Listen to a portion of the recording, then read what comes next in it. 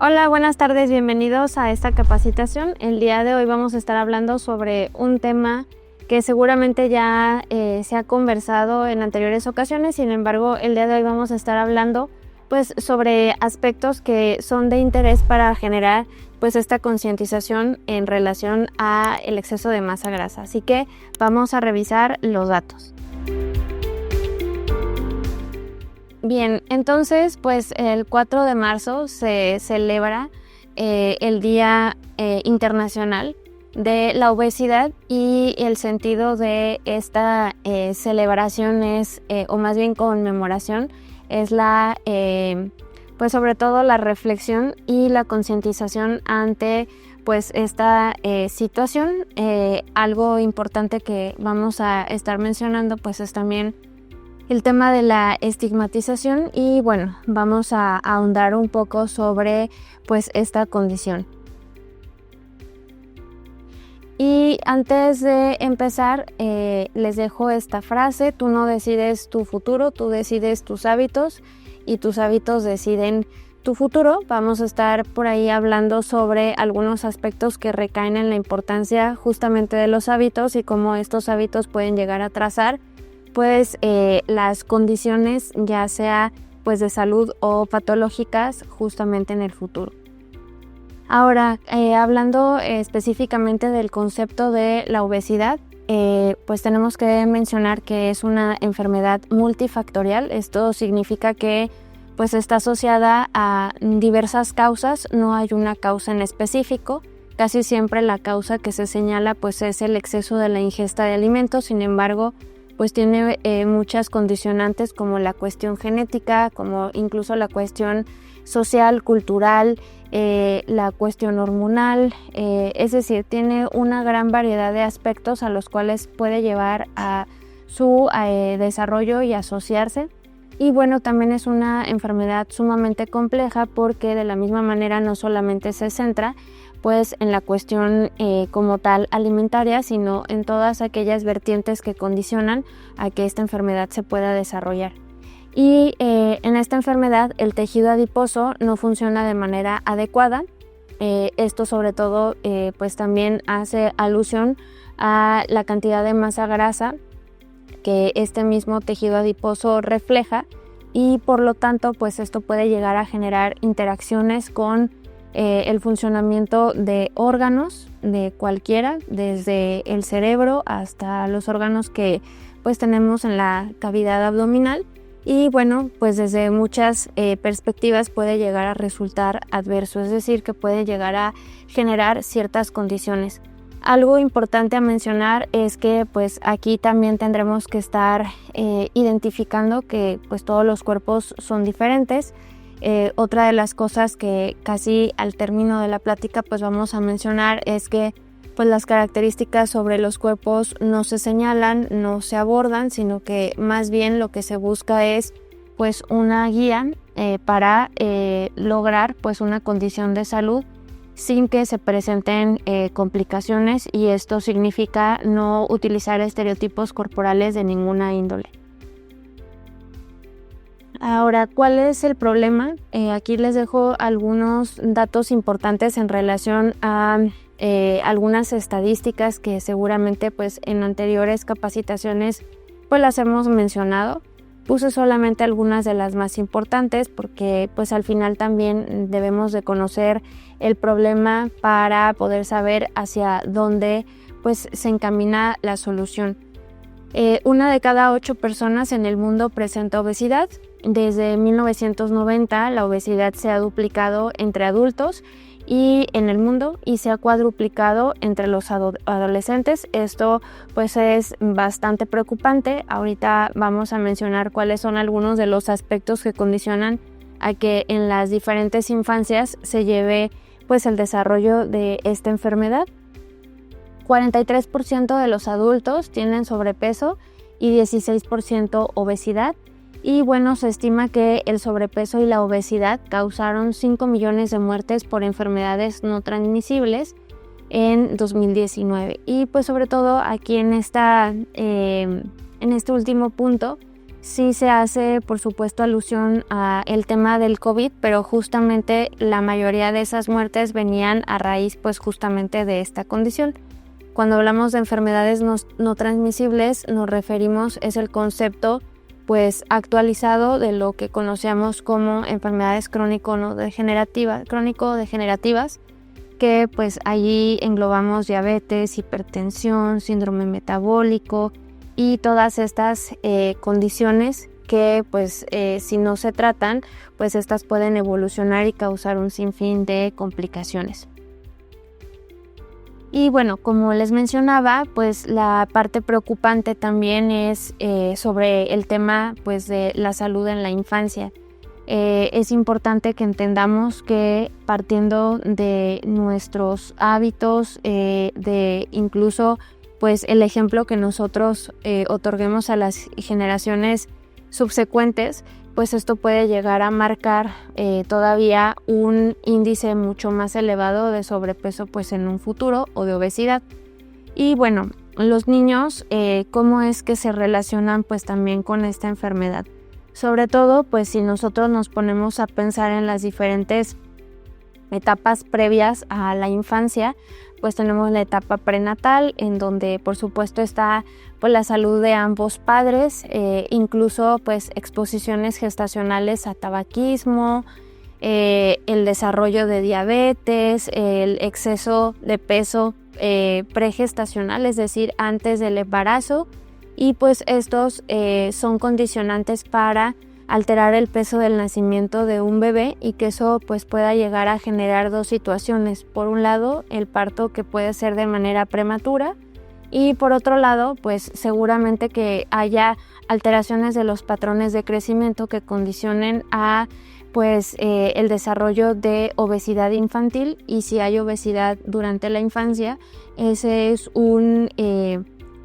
punto muy característico o es un punto determinante para que en la adultez seguramente esa obesidad también pues prevalezca. Otra de las condiciones, pues aquí les señalo al menos 4 de los aspectos que se relacionan con la obesidad en la infancia. Tenemos número 1, el peso al nacer. Tanto un peso bajo como un peso elevado al nacer, pues pueden aumentar el riesgo de desarrollar obesidad a los 7 años y en la edad adulta. Y según la Organización Mundial de la Salud, el que se haya tenido un peso de 3,7 kilos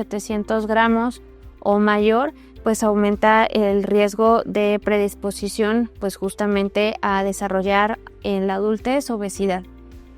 Por otro lado, otro de los aspectos es la lactancia materna. Es, como sabemos, un factor protector contra la obesidad. Incluso pues se habla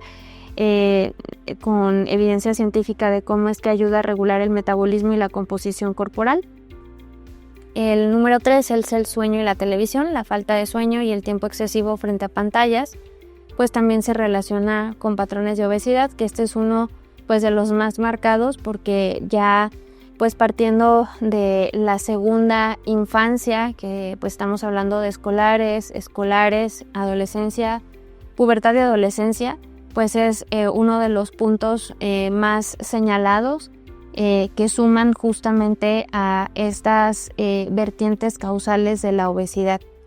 Y pues el número 4, que es la exposición prenatal, como lo mencionábamos, pues son los marcadores críticos que ambos padres pues pueden llegar a contribuir para el desarrollo pues de este estado en la infancia.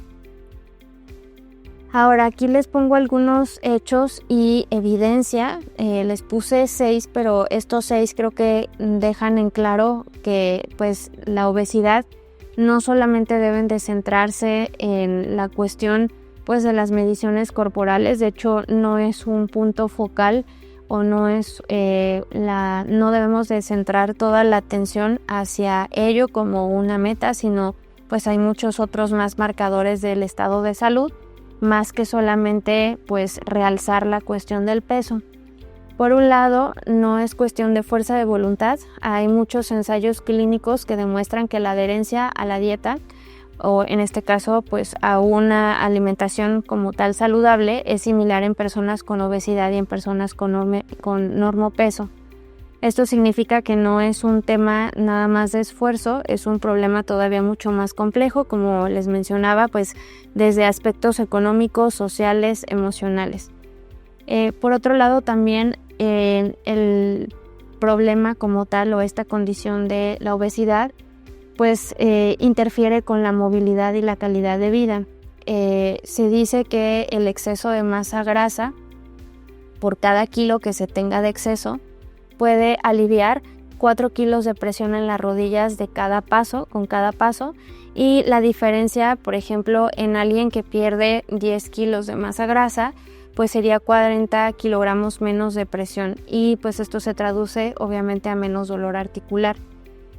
Por otro lado, también la obesidad reduce la esperanza de vida, y pues se dice que la obesidad, al igual que el hábito tabáquico, fumar, reduce la esperanza de vida. Si lo pudiéramos comparar, el fumar se cataloga como reducir 8.9 años y pues el exceso de masa grasa 6.5 años. Ignorar el exceso de masa grasa pues puede llegar a resultar probablemente un error, aunque como les mencionaba, no solamente se centra en la reducción de peso, que por ahí si no nos queda muy claro, tenemos un tema en la biblioteca pues de aquí de nuestro canal de YouTube donde hablamos sobre la composición corporal y hacemos la distinción entre generalizar hablando de peso y especificar los componentes que conforman a ese peso, y ahora sí pues centrarnos en las estrategias que se pueden llegar a tomar para mejorar pues ese parámetro, aunque de nueva cuenta no es el único ni es el más importante a considerar en el tratamiento. Y por último, bueno, no por último, pero dentro de esta diapositiva, el riesgo de cáncer, tener obesidad o sobrepeso aumenta el riesgo de 13 tipos de cáncer. Sí, son 13, y pues sobre todo la pérdida de masa grasa pues es una de las estrategias efectivas para poder reducir este riesgo, y esto es por la condición pues adipositaria. La obesidad también acelera el envejecimiento. Las personas con obesidad tienen 1.4 veces más probabilidades de desarrollar enfermedades asociadas al envejecimiento de manera prematura, y bueno, esto significa que entre pues menos riesgo de obesidad tengamos, más años con buena salud podemos lograr. Y por último, la visión respecto a la evidencia y a los hechos pues señalan que el tratamiento se debe de centrar a vivir mejor, vivir más y sobre todo con menos enfermedades. Ahora, los principales factores de riesgo relacionados con la dieta que pueden llegar a provocar muertes prematuras y que también pues por obvias razones se asocian con esta condición y el desarrollo de enfermedades crónicas no transmisibles, pues son las dietas altas en alimentos ultraprocesados. Es decir, que cada vez enfoquemos pues más nuestra ingesta de alimentos hacia los productos que ya tuvieron pues algún grado de industrialización. Aquí pues ustedes analicen a conciencia pues más o menos qué tantos alimentos ultraprocesados consumimos a diario y compárenlo con los alimentos pues como tal naturales, que justamente alimentos naturales como verduras, frutas, cereales integrales son de los que tenemos una ingesta pues disminuida. También dietas muy altas en sodio, porque el sodio se suele utilizar justamente en alimentos ultraprocesados como una forma de conservación. Dietas altas en carnes procesadas y pues en general, de hecho existe hoy en día algo que se conoce como la dieta planetaria, y pues esto no hace alusión a algún planeta en específico, sino más bien a mantener pues de manera adecuada pues a nuestro planeta Tierra sin abusar justamente de él. Ahorita vamos a hablar un poco sobre esto y cómo sobre todo la producción de alimentos cárnicos pues son los que poco a poco han estado también mermando con la integridad de nuestro planeta. Y por último pues las dietas que son altas en bebidas azucaradas, también obviamente se relacionan con estas enfermedades. Aquí en la imagen les pongo un ejemplo, es una gráfica donde podemos identificar los porcentajes de pues la tierra que utilizamos en nuestro planeta. Aquí tenemos aproximadamente que nuestro planeta Tierra está conformado por un 29% de tierra y 71% de océanos. La superficie de la Tierra que utiliza pues la población, es decir, en la que habitamos, es de un 76%, y bueno, la parte habitable se utiliza un 45% para la agricultura. De esta parte específicamente del 45% que está dirigida hacia la agricultura, el 80% se utiliza justamente para la producción de alimentos cárnicos, es decir, para pues el desarrollo como tal de la ganadería. Y bueno, de ese porcentaje, pues nuevamente ustedes pueden decir, pero ¿cómo es que pues estamos hablando de los cárnicos y cómo se relaciona con esta cuestión? Justo porque si nosotros comparamos la ingesta pues de lo que habíamos comentado con anterioridad, de que nuestra dieta era muy baja en verduras y frutas, pues se le está dando también más importancia a este tipo de alimentos, y pues eso a la larga genera que haya también menos producción justo de alimentos como verduras, frutas, y que se centre más pues en los alimentos de origen animal. Ahora, pues la importancia también de este tema es entender el equilibrio entre la comida y el ejercicio, es decir, las elecciones de comida y la alimentación, teniendo pues y haciéndonos preguntas si es que estamos pues en alguna situación como esta, no solamente hablando que pues tengamos o no obesidad, sino que incluso pues veamos a la comida como una especie de premio o incluso sacrificándola, y que eso pues genere que se vuelva cada vez mucho más restrictiva nuestra alimentación. Y también del otro lado pues enalteciendo los beneficios del ejercicio, y ver al ejercicio como una obligación y no tal cual como una fuente de bienestar. Y bueno, aquí en la tablita, si ustedes desean ponerle pausa para que ustedes analicen cómo es que podrían distinguir si tienen una mentalidad que se centra en algo que se llama cultura de dieta, donde pues se le rinde o se piensa que simplemente bajo un esquema de alimentación muy rígido se va a obtener un estado de salud, cuando pues la realidad es que no es así. Hay pues diferentes características que engloban a una alimentación correcta, siempre y cuando haya cabida para pues alimentos, gustos, preferencias, entre otros. Entonces, si quieren ustedes hacer el ejercicio, detengan este video, analicen esta tabla, y ya dependiendo de sus respuestas, si hay mayoría de sís para mentalidad de dieta o para mentalidad de no dieta, pues ya pueden ustedes identificar en qué rubro se encuentran. Y bueno, también otro de los aspectos de los cuales hay que hablar es sobre la regulación de la saciedad. También ese es otra de las muchas causas que se relacionan justamente con la obesidad, porque decíamos que no solamente es la ingesta de alimentos, sino incluso alguna alteración entre pues esta regulación hormonal de pues el hambre y la saciedad, es decir, cómo es que se tiene pues un equilibrio ante la ingesta de alimentos. En este sentido, pues participa una glándula que se llama el hipotálamo, controla el hambre y la saciedad, y las hormonas que se relacionan justamente con esta actividad de la alimentación, pues es la serotonina, que actúa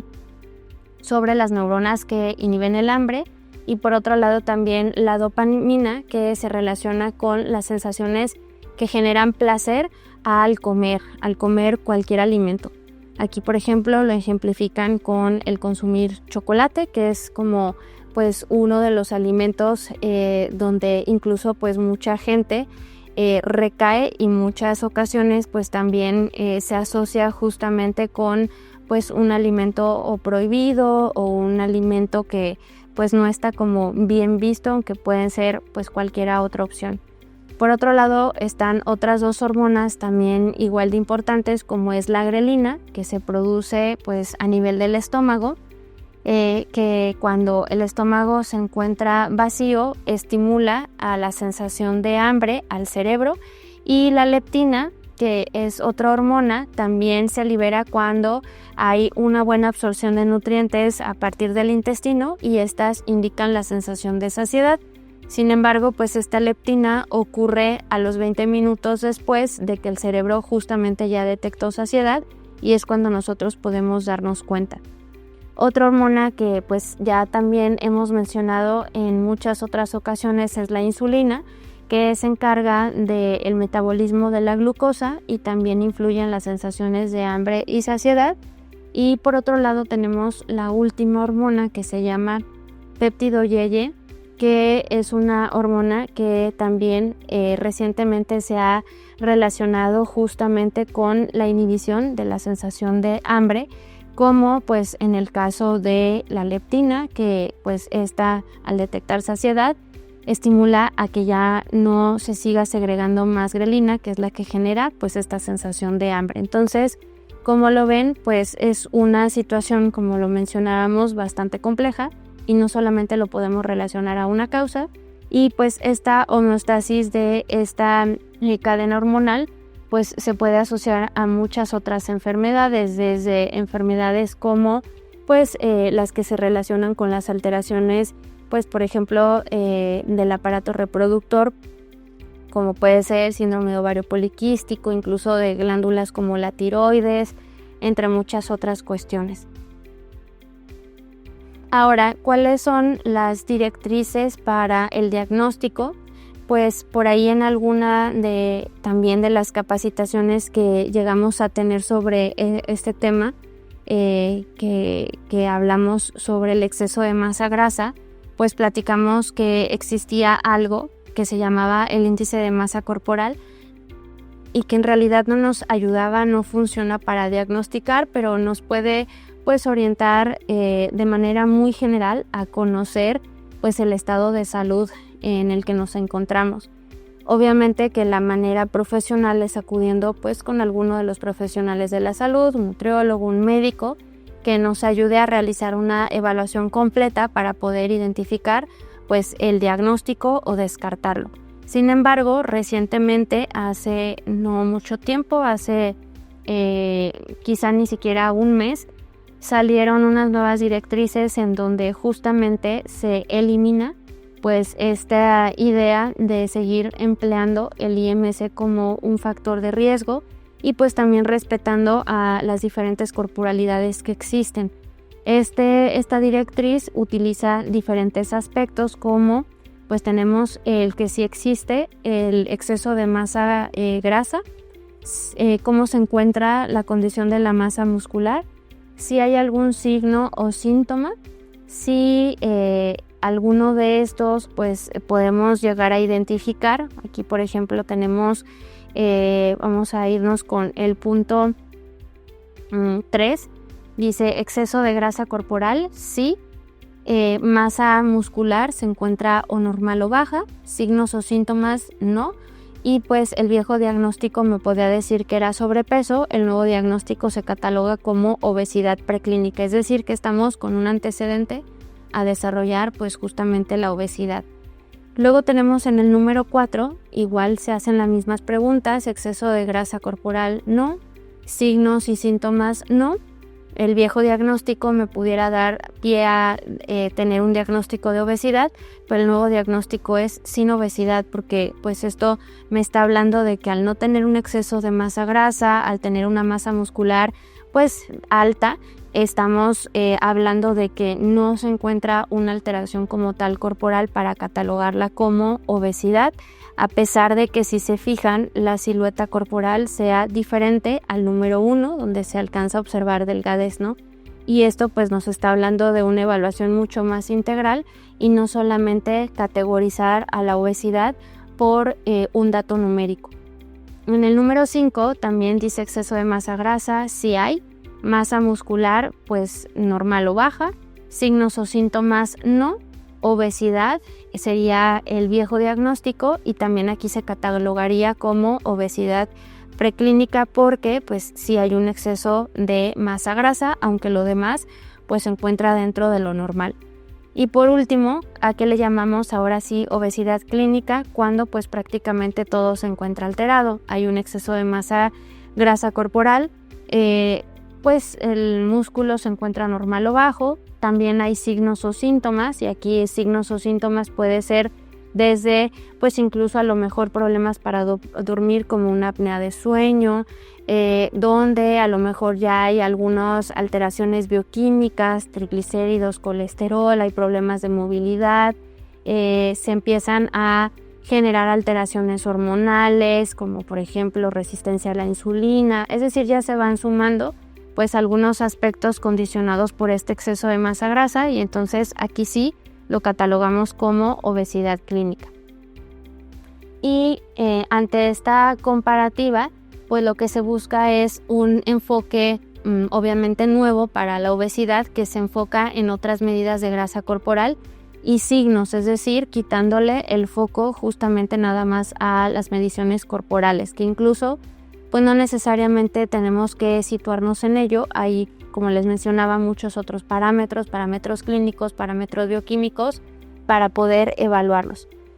Si hacemos la comparativa, pues tenemos, como mencionábamos, a la obesidad preclínica, donde es una condición donde hay exceso de grasa corporal, se asocia a un nivel variable de riesgo para la salud, pero pues se puede decir que la enfermedad no se encuentra activa.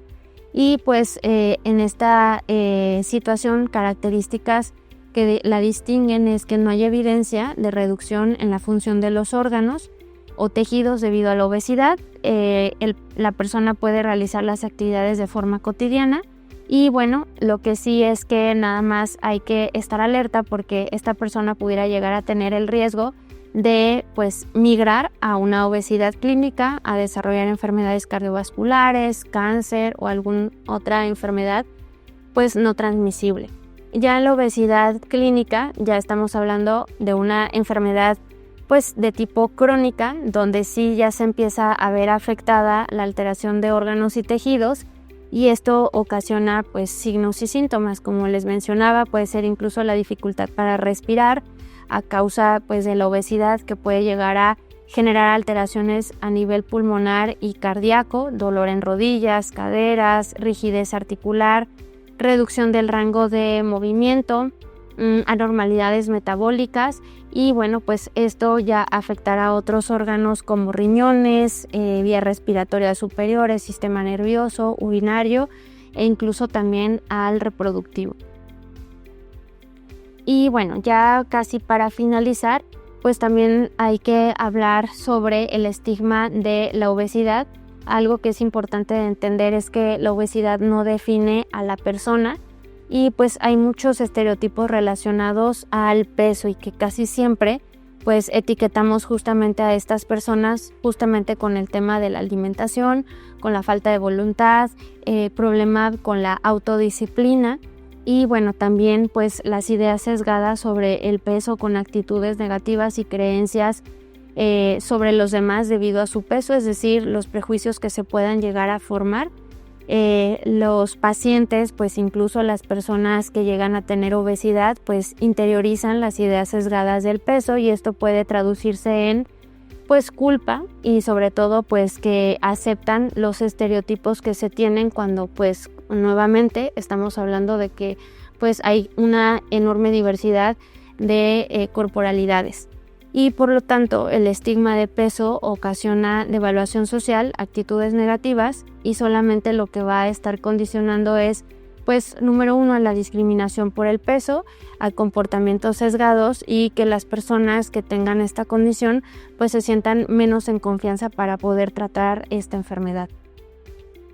Y bueno, parte final de ello es la concientización que busca el que nos eduquemos basados en evidencia científica, reconocer que la obesidad es una enfermedad crónica multifactorial, es decir, que tiene una gran diversidad de causas, requiere de un diagnóstico y de un tratamiento profesional.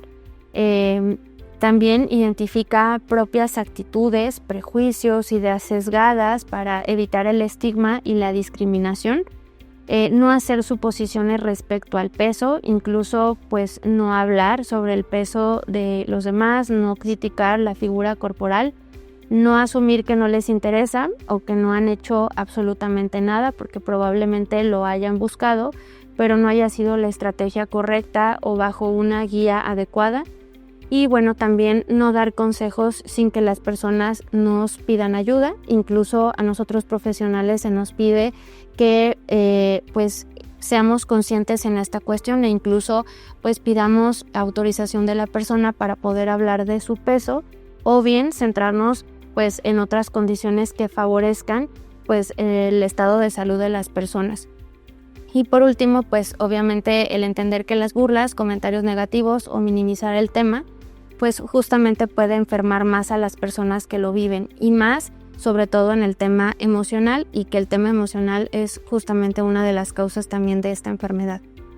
Y bueno, por último, no quisimos en esta ocasión poner tratamiento, pero seguramente ustedes pueden llegar a tener diferentes alternativas respecto al tratamiento, así que los invitamos a que lo pongan en el chat, que nos pongan sugerencias. Y sobre todo no lo quisimos poner porque, como mencionamos, cada cuerpo es diferente, cada situación es completamente diferente, entonces hay que hacerlo pues de manera integral, específicamente en el caso que pues vayamos a tratar. Muchas gracias por su atención y nos vemos en la próxima capacitación.